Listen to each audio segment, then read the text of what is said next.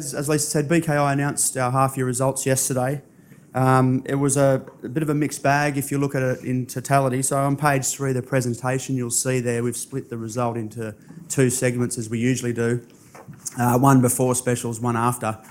The top line there is an interesting one. Revenues grew 0.8. We received significantly lower dividends from NAB and Westpac in particular, having suffered the same fate from ANZ a couple of periods before. That took a big hit on the portfolio, but we were able to deploy some capital from selling Westpac, NAB and ANZ into the market. Stocks like Magellan, Macquarie, New Hope lifted dividends quite significantly. So that gave us a little bit of breathing room.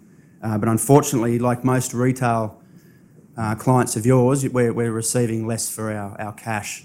So we were down about 65% on interest from this time last year. So that's had an impact on our operating result and EPS as well. The bottom line there you'll see included dividends last year, mainly from the Coles demerger dividend and also the BHP off-market buyback. So that's been a significant impact. But I think the most important thing from our results is LICs can smooth their dividends. We're a company, we're not a fund or a trust. We can smooth our dividends over time. We've been able to maintain our dividends. We've got about 4 cents a share in retained earnings. So shareholders in BKI are no worse off this year than they were last year, despite some of the cuts in the bank's dividends. And you'll see there the big special dividends that BKI also paid out last year. Income generation, this gap continues to spread. What are investors getting if they just recycled in the DRP? I talked to an old chap yesterday in Brisbane who put $10,000 in BKI at inception.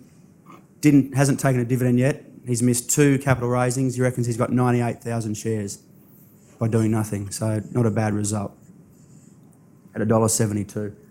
Last date to trade is the 6th of Feb for the dividend, obviously fully franked, and the DRP is still in operation. Lisa touched on the performance.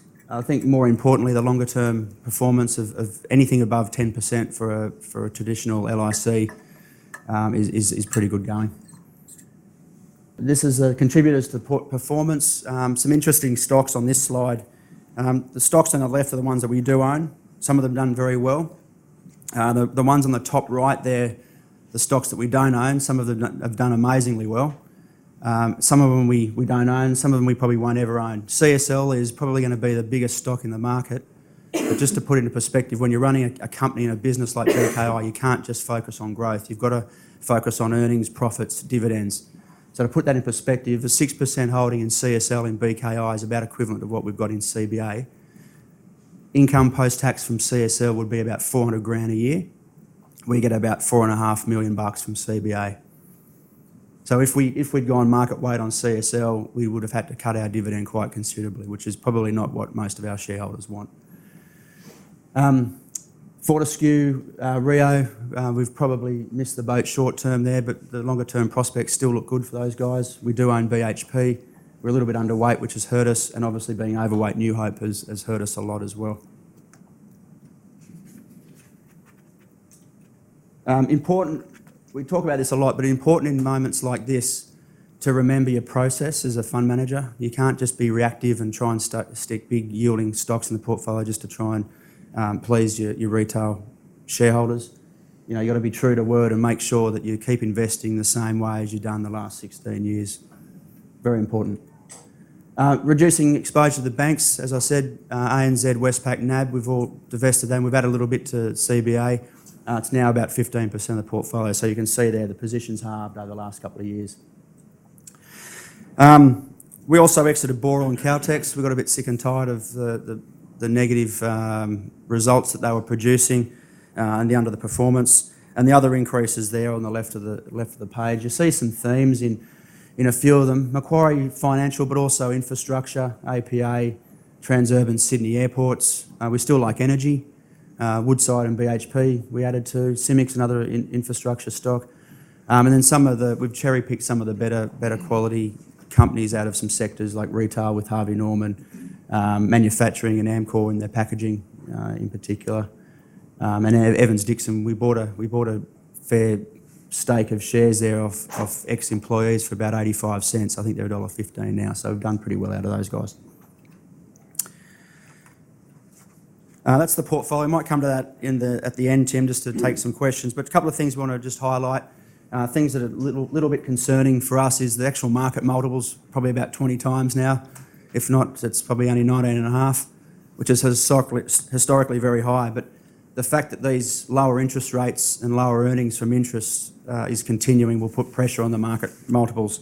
And you see here by this chart it's pretty daunting. The scary thing about that is that these levels don't last for very long. So we're mindful that there may be a correction if reporting season doesn't hit earnings targets. And we very rarely as a market get it right. On the left-hand side here of this chart is the industrials, EPS forecasts at the beginning of the year and then where they actually finish up. And there's never been a year that we've got it right. And when we got it wrong, we've got it wrong pretty badly. And I think the concerning thing on that chart on the right there with the banks is the trend is going down. Just a couple of other themes. We've targeted infrastructure, population growth and superannuation themes over the last probably 2 years. We still truly believe in that, but we sounded a bit repetitive when we get up and present on that. So we've just taken a bit of a step back and picked two companies in the global markets that we like. One's Ramsay, one's Macquarie, and then we'd take a bit of a deep dive into the US exposure stocks as well. I won't go through these. You know these stocks as well as anyone, but Macquarie, from an infrastructure play, ticks all the boxes, but also their attack on the local home loan space. They've taken over Suncorp, they've taken over Bendigo, they're fast approaching ING. They're nearly at $50 billion in loans, so doing very well. I think they're growing their book at about 10 to 12 times. I think CBA is still at probably 1.2, 1.3 times, so remarkable story. No legacy issues with branches or systems or anything like that. So it's a very good place to be for them at the moment. Ramsay coming under a bit of heat the last few years on health insurance and the younger demographic not taking up health insurance. We've always focused on that plus 65 bracket, starting to come good, growing populations not only here but globally. They've got 11 countries that they're exposed to. And I think just also little things like hip and knee replacements, the growth in that is phenomenal. I think there's 40,000 hip replacements done in Australia a year. That's going to go to 85 by 2030. And I think there's 70,000 knee replacements. It's going to go to 167,000 in 10 years. So quite remarkable. In and out in about 3 days. So the turnover is pretty good as well. Reece, ARB and Brickworks, we've just made a few comments here on their exposure to the US. Some very good growth prospects. Most markets that they're in are very immature, plumbing, building and four-wheel drive accessories. And Reece, as you can see, they're all of a sudden half their revenue is coming from offshore. So they've done very well. The plumbing growth numbers that we're seeing are about 5%, but we think the refurb and renovation market's growing at more like 8%. So pretty good space for Reece. Brickworks, one a little bit more closer to home, all of a sudden got some global exposure, which is great. Again, the Brickworks guys reckon the brick market over there is about 20 years behind what it is here as far as automation go. So there's big prospects there. Cost of labour, cost of energy is significantly lower than it is in Australia. So it's a very fragmented market also. So the Brickworks guys are very positive on that. And ARB. They've been exporting product to the US for a long time, but they've just done a deal with Ford to fast-track that. So all you Buffett fans that go over there every year and drive the big rigs, you'll notice there's no bull bars or side steps or tow bars or roll bars or anything on these things. So it's a huge market, and there's some pretty interesting stats there on contribution to four-wheel drives. A bit closer to home, Chinese consumer, Sydney airports. The only thing we can say here is if SARS number 2 does take hold and Sydney Airports gets hit, it's probably a fantastic opportunity to add to the position. And just finally, Treasury wines also. You know, the penetration of Australian and US wines into China is growing at a very, very good rate, and we're big supporters of that.